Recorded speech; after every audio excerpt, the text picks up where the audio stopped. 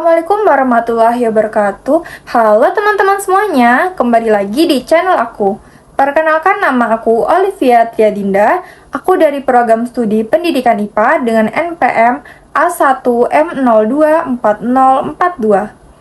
Baiklah teman-teman, dalam video kali ini kita akan membahas apa itu filsafat pendidikan, beberapa aliran filsafat pendidikan, pengertian manajemen pendidikan, fungsi manajemen pendidikan, dan juga hubungan dari keduanya. Mari kita simak video berikut. Kalian tahu nggak sih apa itu filsafat pendidikan? Filsafat pendidikan itu adalah pemikiran yang mendalam tentang pendidikan. Filsafat pendidikan membantu kita memahami apa tujuan pendidikan, bagaimana pendidikan seharusnya dilakukan, dan manusia seperti apa yang ingin dibentuk melalui pendidikan. Filsafat pendidikan memberikan arah dan tujuan dalam proses pendidikan. Contohnya, seorang berpikir, mengapa saya harus belajar? Setelah memahami bahwa pendidikan penting untuk menambah pengetahuan, membentuk karakter, dan mempersiapkan masa depan, ia menyadari bahwa pentingnya pendidikan.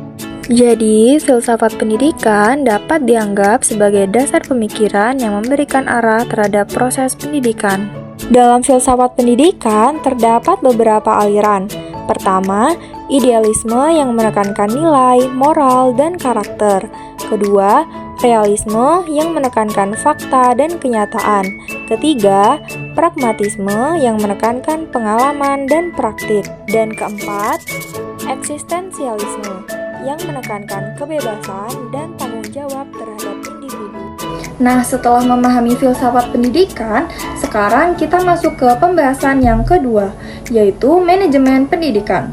Kalau filsafat pendidikan berbicara tentang kemana pendidikan diarahkan, maka manajemen pendidikan berbicara tentang bagaimana cara mencapai tujuan tersebut. Manajemen pendidikan adalah proses perencanaan, pengorganisasian, pelaksanaan, dan pengawasan sumber daya manusia, dana, serta fasilitas untuk mencapai tujuan pendidikan secara efektif dan efisien. Pengelolaan ini memastikan kegiatan belajar dan mutu sekolah berjalan dengan baik. Baiklah teman-teman, selanjutnya kita akan membahas fungsi manajemen. Fungsi manajemen terdiri dari 4 tahapan, yaitu planning, organizing, executing, dan controlling. Planning adalah membuat rencana untuk mencapai tujuan. Organizing adalah membagi tugas dan tanggung jawab. Executing adalah menjalankan rencana yang telah dibuat. Sedangkan controlling adalah melakukan pengawasan dan evaluasi. Singkatnya, fungsi manajemen dapat diingat dengan rencana, membagi tugas, jalankan, dan mengawasi. Kemudian, contohnya pada sebuah sekolah yang ingin meningkatkan kedisiplinan siswa. Pertama, melakukan planning dengan sekolah tersebut membuat program disiplin. Kemudian yang kedua, organizing. Tugas dibagi kepada guru dan pihak terkait. Kemudian, executing. Setelah itu, program itu dilaksanakan, dan controlling. Sekolah melakukan pengawasan dan evaluasi.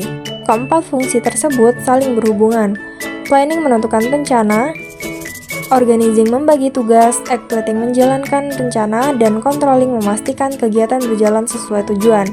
Jadi, keempatnya merupakan satu rangkaian yang membantu organisasi mencapai tujuannya. Nah, dari penjelasan tadi, kita dapat melihat bahwa filsafat pendidikan dan manajemen pendidikan saling berhubungan.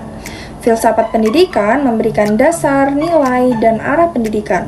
Sedangkan manajemen pendidikan membantu mengatur sumber daya dan kegiatan agar tujuan tersebut dapat tercapai.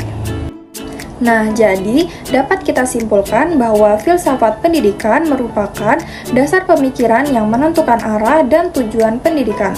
Sedangkan manajemen pendidikan merupakan proses mengatur dan mengelola kegiatan pendidikan untuk mencapai tujuan tersebut.